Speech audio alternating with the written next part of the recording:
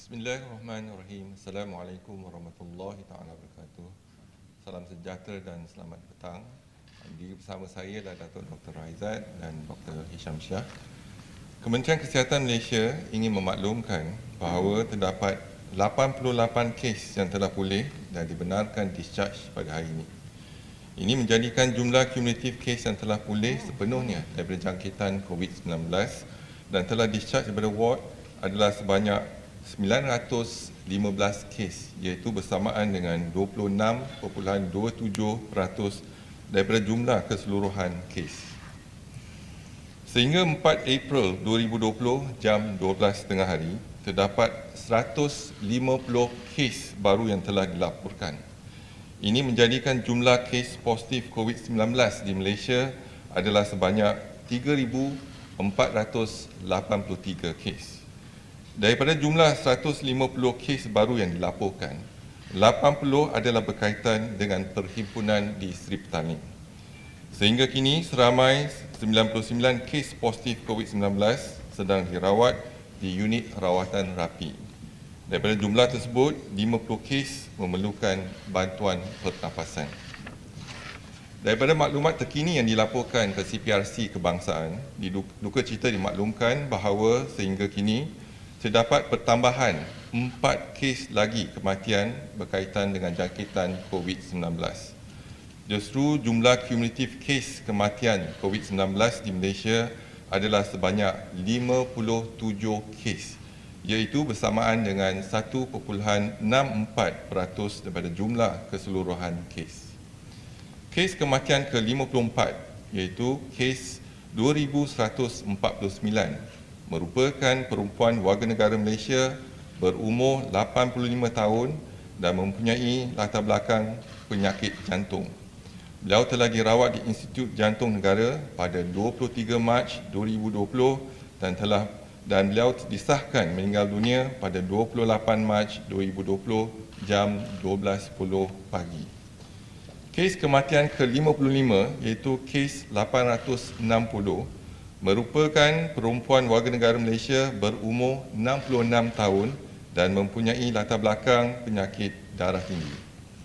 Beliau telah dirawat di Hospital Sultan Ismail Putra di Kelantan pada 18 Mac 2020 dan disahkan meninggal dunia pada 3 April 2020 jam 4 petang. Kes kematian yang ke-56 iaitu kes 2850 merupakan lelaki warga negara Malaysia berumur 56 tahun dan mempunyai latar belakang penyakit jantung. Beliau mempunyai kontak rapat dengan kes 1031 dan telah dirawat di Hospital Umum Sarawak pada 30 Mac 2020. Beliau disahkan meninggal dunia pada 3 April 2020 jam 4.16 petang. Kes kematian ke-57 iaitu kes 1575 merupakan lelaki warga negara Malaysia berumur 61 tahun dan mempunyai latar belakang penyakit kencing manis. Beliau telah dirawat di Hospital Tengku Ampuan Afzan, Kuantan, Pahang pada 23 Mac 2020. Beliau disahkan meninggal dunia pada 3 April 2020 jam 10.25 malam. Kementerian Kesihatan mengucapkan takziah kepada semua ahli keluarga mereka.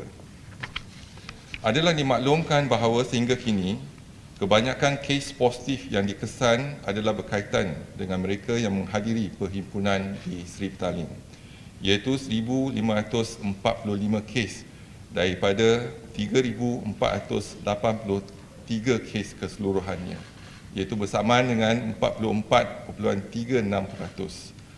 Kluster ini merupakan kluster yang terbesar setakat ini dan telah mempunyai beberapa generasi kluster jangkitan. Misalnya, melibatkan ahli keluarga mereka, kontak rapat di masjid dan juga di madrasah tahfiz. Kementerian Kesihatan akan terus bekerjasama dengan pelbagai agensi bagi mengenal pasti dan menguji semua kontak rapat di kalangan kumpulan yang berisiko tinggi ini. Orang awam juga disuruh agar menghubungi pejabat kesihatan daerah yang terdekat untuk disaring sekiranya menghadiri ataupun mempunyai kontak rapat dengan mereka yang menghadiri perhimpunan tersebut. Orang awam dipohon untuk memberikan kerjasama kepada agensi-agensi yang terlibat dalam mengekang kejadian COVID-19 di Malaysia. Seperti dimaklumkan, tempoh 2 minggu fasa kedua PKP adalah amat penting di mana kerjasama semua pihak adalah amat diperlukan bagi memastikan rantaian jangkitan COVID-19 dapat diputuskan. Justru Kementerian Kesihatan Malaysia ingin menasihatkan orang ramai untuk duduk di rumah sambil mengamalkan etika kebersihan iaitu kerap membasuh tangan dan jarakkan diri antara satu sama lain. Sekiranya mempunyai gejala, gunakanlah penutup hidung dan mulut. Sekian, terima kasih. Kalau ada soalan? Datuk, Kristen Crown Kuala Lumpur has confirmed that their hotel has been used for isolation and quarantine centers and KKM comment on that. Yeah, we have a list of hotels that have been used for quarantine. So, but will be allocated as when they come, when the passenger comes back, for example, in KLIA. So we will allocate one hotel and then we quarantine the hotel.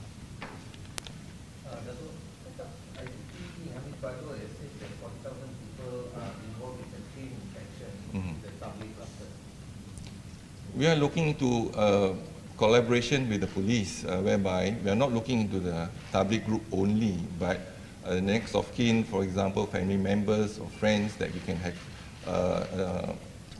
to enhance our contact tracing. So this is important for us to use the expertise in our police force and to help the Ministry of Health to trace the contact tracing.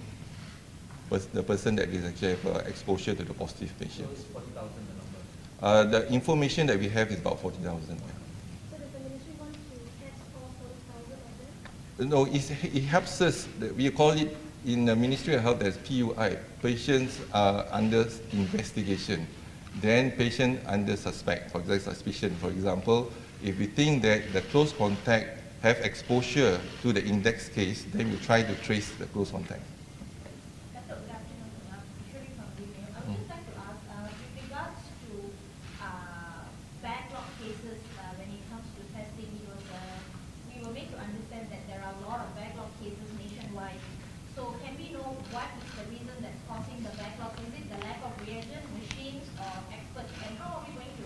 No, there will always be a backlog every day because our reporting is on 12, every day at 12 o'clock.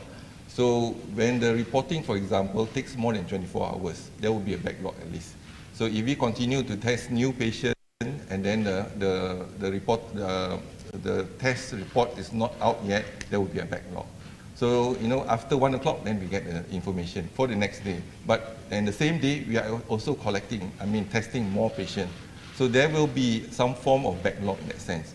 Nonetheless, when we look into our lab, we have actually increased our lab from initially only about 23 labs available in the Ministry of Health as well in the private sector. Today in the Ministry of Health, from 18 labs, we have increased into 20 labs now. And the private sector from 5 to 7. So all in all, we have 27. And one lab in Angkatan Tentera Malaysia, and the other in Malaysian Genomes Institute. And we have 14 labs in the IPTA and IPTS. Total, we have 43 labs. That means it's RT-PCR lab available. So that's what your expert analysis on this. Do you think the MCO should then be extended to make sure that all the backlog cases are settled? So it's not about I think, but it's about what we can do now to change the figures that we have. So we are monitoring every day. So the responsibility is not only on our shoulders in the Ministry of Health, but all of us have to play a part. Now, if we can keep to staying at home and make sure they wash their hands and social distancing, for example, then let us look into the data. The data will tell us whether we need to extend or not. So now I can't predict. I can predict, but the reality is that we have to base on science and facts. So we hope that by 10th of April, the data is available for us to make a decision whether we need to extend or not. So in terms of, now there's another concern in terms of what's happening in the prisons, because a lot of people are being arrested because they're violating the MCO, and then there's concern that whether we have enough screening being done in prisons to avoid an outbreak there. How is KKM addressing? Well, we are addressing, basically we are doing a screening for them in the prison as well. Anywhere we are trying to avoid public gathering. So even in prison, we try to space them out and make sure that social distancing is being practiced even in prison. So what's more important is that, when we try our best to enforce this MCO, and the public must come together as one to have this social discipline. Unless we have social discipline, then we can make it. Otherwise, then we are putting our country at jeopardy in that sense, in terms of not able to implement what we have actually planned. So just on the prisons as well, the prison department has suggested that maybe they will go into the jail, into the prison, but make them to be social community service. But at the moment, we have MCO, you see, no movement control order. So we only can put them in prison or in a place that we can quarantine them. Datuk, ada tindakan sosial mengenai test kit yang melibatkan 99% correct, hanya menggunakan sampel darah dan sedikit medical portion untuk check whether kita ada positif. Kalau menggunakan sampel darah, besar kemungkinan ialah test kit yang menggunakan kaedah serologi, iaitu untuk mengukur antibody, respon antibody. Sebagaimana yang saya katakan awal lagi, iaitu kalau antibody IgM dan IgG. Respon IgM mungkin mengambil masa 5 hingga 7 hari. Dan IgG mungkin lepas 7 hari baru dapat IgG punya respon, bergantung pada individu tersebut. Jadi mungkin yang dimaksudkan ialah menggunakan antibody rapid test kit. Tetapi kita telah putuskan antibody test kit tak boleh digunakan untuk diagnosis. Datuk, patients with pneumonia and died before being tested, is this being treated as asymptomatic COVID-19? So we do have issues with regard to SARI, that means a severe acute respiratory infection, and we have been monitoring SARI since January, looking at the cases now. But what we have to tell our healthcare workers that all SARI patients, you have to treat them as COVID positive until proven otherwise. Because some 12 of our healthcare workers been infected because treating cases of pneumonia of SARI, but have not been confirmed as COVID yet. So protection is very important for us. Our healthcare workers must take precaution, all the necessary precaution, and to avoid the infection, getting the infection. So far, our healthcare workers involved treating SARI is about 12 patients, 12 healthcare workers. Just coming back to one of the tests that you mentioned today, the person was found died on March 28th. So does that, if I bring the things, Can't hear you, can you say?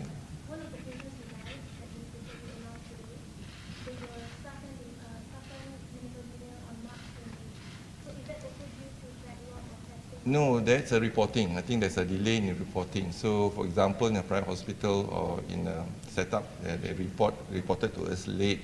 So now we have to report it. So that's the issue of reporting.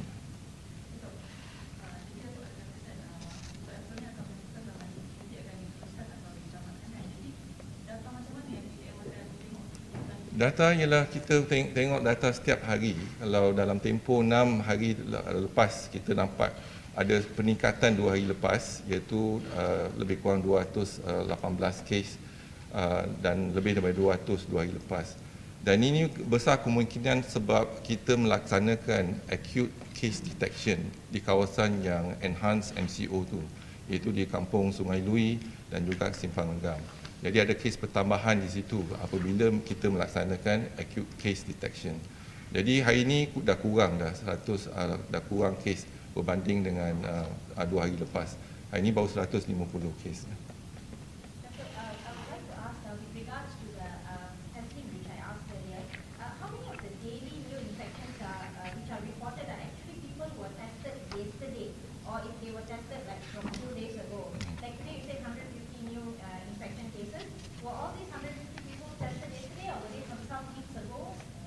Okay, the total case that we are, the testing that we have done over last couple of weeks, actually total, the cumulative case, 47,723, and 70%, equivalent to 35,792, they are the diagnosis, that means the first time testing. 70% of the cases first time. Then the 30% is basically we are doing it for those being treated in our hospital, and then we need to have a serial testing, and particularly before they discharge, we have to do 2 tests negative within more than 24 hours. Datuk, just one thing about the street profiling cluster. So out of the whole cluster, do we know how many more have not been screened? And of those screened, how many of them have not been screened? So we have been informed during the gathering that there's about 16,000 people and 1,000 foreigners from 25 countries, and local about 14,500. So we do have the figures for about more than 12,000 screened index cases.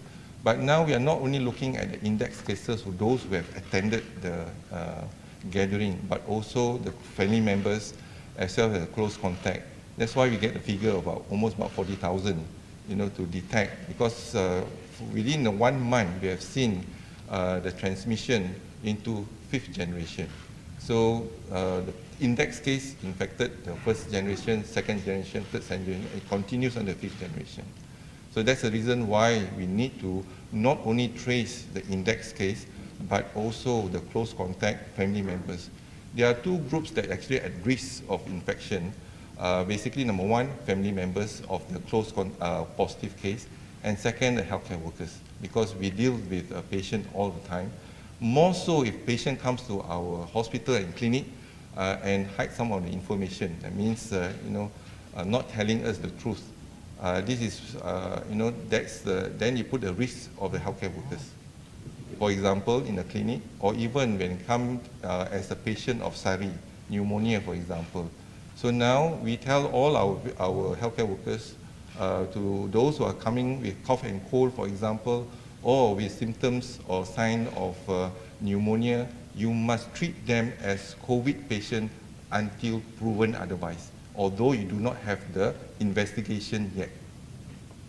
But I'm just wondering on numbers, how many more have not been tested, already screened but not tested yet, and how many more have not even come out for screening? So the group, we still have about 3,000 of them. We believe that some of them not in the country, some of them perhaps they are in Indonesia, perhaps they have gone abroad, for example in India or even other countries. So we believe that, so they are out there, but we are trying to trace them as best as we could. This is for screening? This is to encourage them to come for screening, as well as those who have attended the gathering in Sri Petali. But, Datuk, sorry, you've mentioned it a few times that we have been looking for them.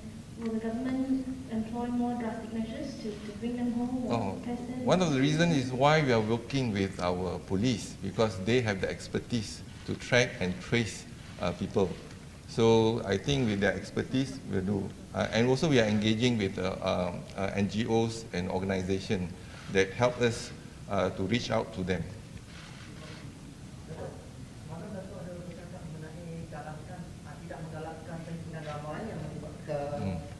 Sehingga 6 ke 12 bulan. Jadi adakah KKM atau kerajaan akan keluarkan SOP on mass gathering, dan adakah ini melibatkan private function seperti itu? Kita bergantung pada situasi semasa. Jadi sekarang ni kita pun tak tahu lagi. Walaupun kita ada ramalan, iaitu mungkin akan ada peningkatan kes di pertengahan bulan April. Jadi tapi realitinya kita hendak kena lihat data kita. Contohnya hari ini, kalau Malaysian Institute of Economic Research telah ramalkan, hari ini kita mungkin ada 400 kes ke atas. Tetapi pada hakikatnya kita baru ada 150 kes. Berarti kalau kita semua bersama, duduk di rumah, basuh tangan, pastikan penjarakan 1 meter, mungkin kita dapat putuskan rantaian jangkitan kuman ataupun virus COVID-19 ni. Jadi kerjasama antara kita penting untuk pastikan kita dapat membendung ataupun mengengkang penularan jangkitan COVID-19. Datuk, a week ago you mentioned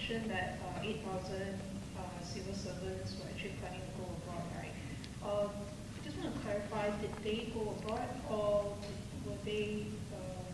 I think there's more than 8,000 because you look into the Mata Fair, for example, and you can get the information from the Mata Fair during this period of 2 weeks, how many tickets been sold, for example, to Malaysian going abroad.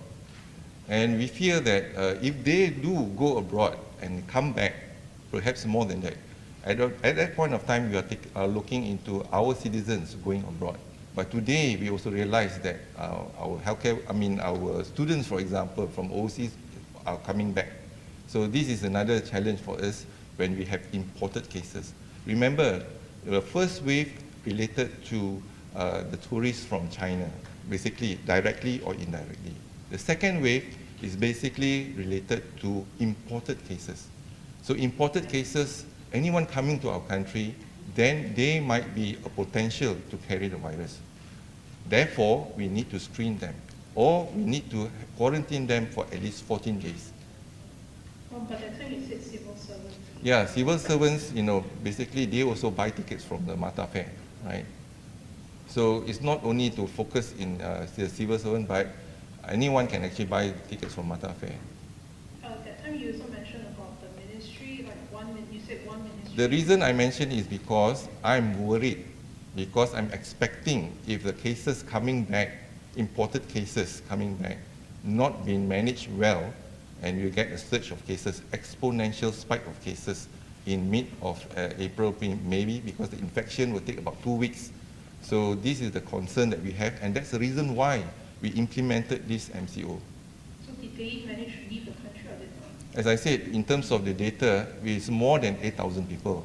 You want the data, you ask the Mata Fair, those tourism, or give it to you, the exact number and figures. To us, those coming back is more important. Now the figures have increased because the students are coming back as well. And some of the workers in overseas, because of the clampdown in more than 172 countries, they are also coming back. Initially, we thought there's 5 countries. We started with China, then Korea, Japan, Italy, and Iran. But now it's almost 172 countries have experienced. Look at US, for example. Look at UK, for example. Spain, etc. Switzerland, etc. So, just to name a few. But those coming back from these countries have a possibility of bringing the infection. So our concern, and I'm sure our neighbors and etc., our main concern is imported cases now.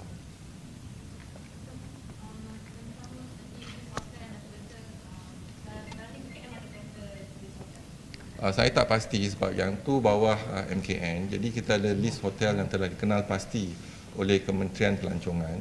Tetapi apa yang pasti ialah kalau mereka balik, dia akan dialih ataupun dipindahkan. Mereka yang tak ada gejala akan dipindahkan ke hotel tersebut. Mereka yang ada gejala kita akan tahan, kita akan melaksanakan ujian dan kalau dan mungkin akan ditempatkan di hospital kalau positif.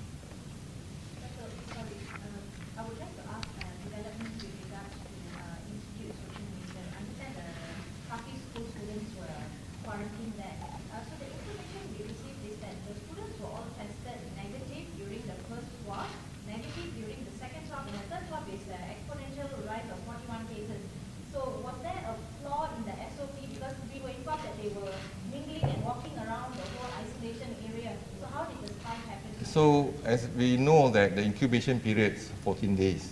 You may test negative the first day, you may test negative the second or third day, and the 5th day you get positive.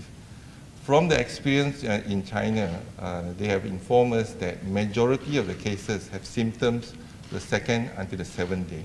So, but some patients have at least 14 days. So we use 14 days as our incubation period. And there may be 1 or 2 cases being reported more than 14 days. But the mean is 14 days. So we are using it at 14 days. So the possibility of getting infection again is there. That's the reason why we have to quarantine for 14 days. So the spike was credited due to the students actually being able to mingle around and infect other people? That's what we have to make sure that when we quarantine, you stay in your hotel room or even a quarantine room, rather than mix around. The moment you mix around, you mingle around, there's a possibility of transmission from one person to another. Is this the What we do know is that they got positive after the examination. Whether they mix around in the middle of the night, we don't know, right? So that's why we need to enforce in terms of make sure that they stay in their room, not only stay at home or stay in their room. So for this group, probably they are mingling around, or because of the incubation period, 14 days. That's a possibility. But the Sungai Lui cluster was the latest cluster. Why were they all grouped together when the possibility of infection is? No, we group together because not to group together doesn't mean they stay together, but they should be isolated in their own room. But 2 weeks in one room, right? Yeah, but the same group, the same cohort. That means you have the same exposure. Likewise, for example, if you are in a family, I'm not going to isolate the mother and father in a different room and the children in different room. You put together as one cohort and one family. Is that, sorry, that's the word, is that the best SOP? Because In a family, you have to, because, for example, in a family, then you have to put the family together. Rather than, even for example, case 23, that is an American citizen that we have. She is positive, husband is negative. But the husband wanted the wife to be at his side. But we have to sign a consent, then we put them together. Because one is positive, one is negative. So this is the issues that we have, but we're looking into the same cohort. Because same cohort, same exposure. But I'm just wondering on the enforced MCO areas, has there been an update in how many cases that have been positive? We do, and when we look into the enforced MCO area, we have 3 areas. One in Kluang, jumlah kes positif di Kluang ada pertambahan 3 kes. Semalam kita laporkan 132 kes, hari ini 135 kes. Bandar Baru Ibrahim Majid ada peningkatan 3 kes kepada 100 kes. Semalam ialah 97, hari ini ialah 100. Lain-lain lokaliti 35 kes, pecahan mengikut mukim Ulu Benut 112 kes, Keluang 18, Macap 4 dan Nyo 1. Untuk kluster Hulu Langat, jumlah kes positif Hulu Langat ialah 314 kes, iaitu pertambahan 14 kes. Kampung Sungai Lui 90 kes, iaitu 25 kohort Seri Petaling dan 65 ialah kes kontak rapat. Bukan Kampung Sungai Lui 224 kes. Semalam kita laporkan 210 kes. Berarti 28 daripada kohort Seri Petaling dan 196 kes close contact. Dan Menara Plaza City One, semalam kita laporkan 18 kes. Hanya ada pertambahan 1 kes. Jadi ada 18 kes dibanding dengan semalam hanya 17.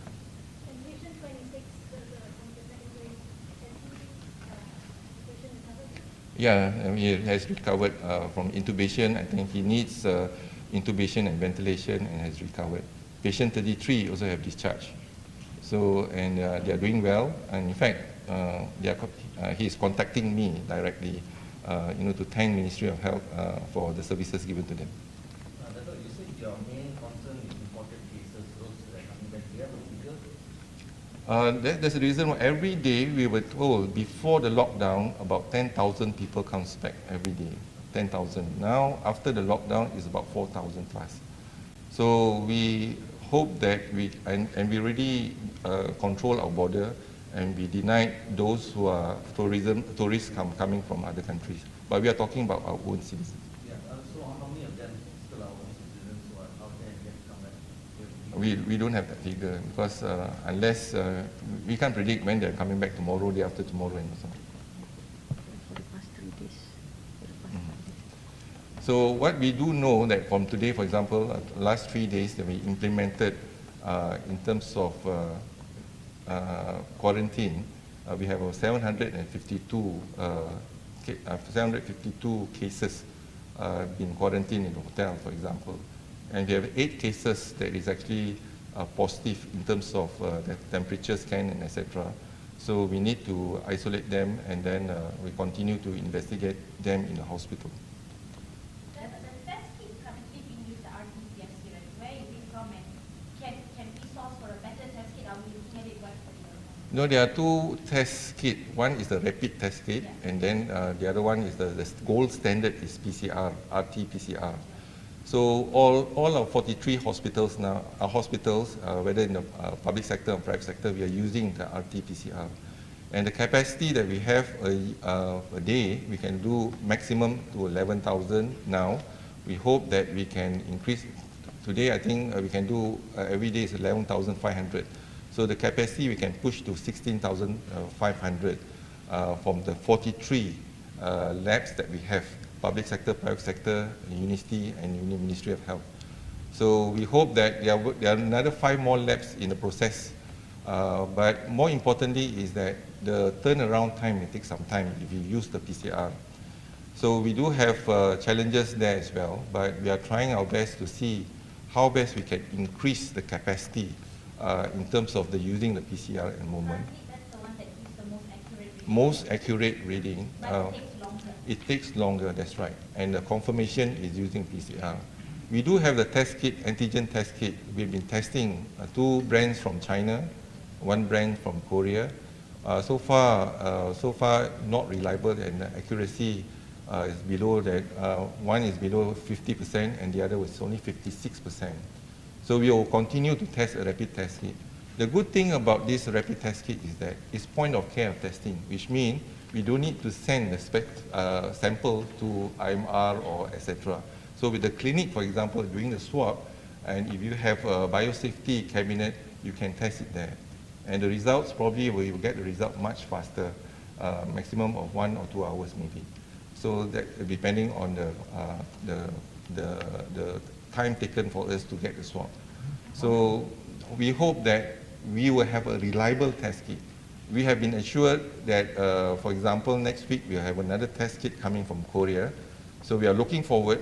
Hopefully, they promise us that this is more than 80% accuracy.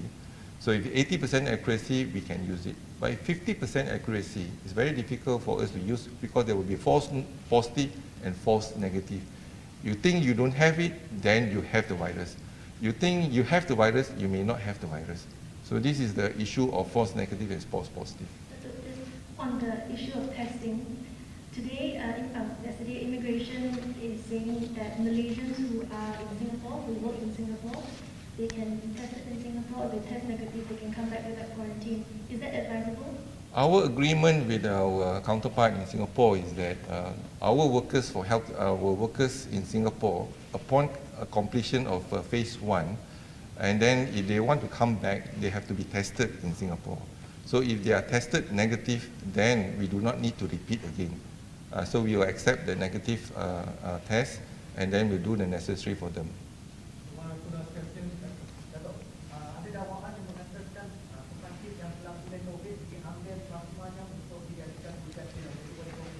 Yang setakat ni memang kita ada beberapa kes pesakit kita yang telah sembuh dan telah pun discharge daripada ward, dan mereka ingin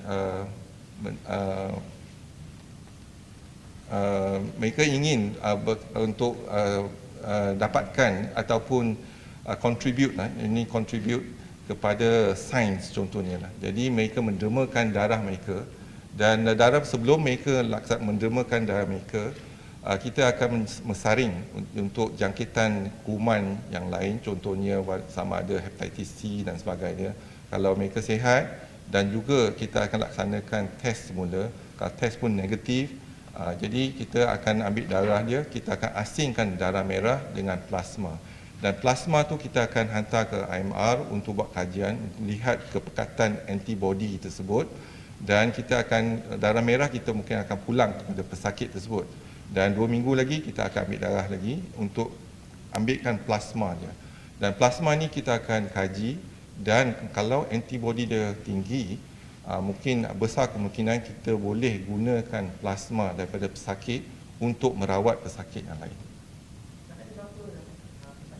Ada 2-3 pesakit dah telah tampil di depan untuk menyumbang pada sains dan teknologi lah kata.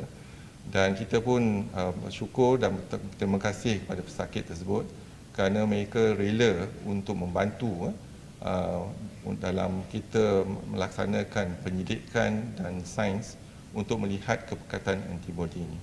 Jadi mungkin kita akan lihat antibody IgG dengan IgM dan juga kepekatan antibody tersebut. Kalau boleh kita gunakan antibody ini dan kita boleh bagi kepada pesakit. Sorry, on vaccine development, I just want to know, previously there was a local company that said they are trying to get in touch with the MOH because they are confident that they've developed something.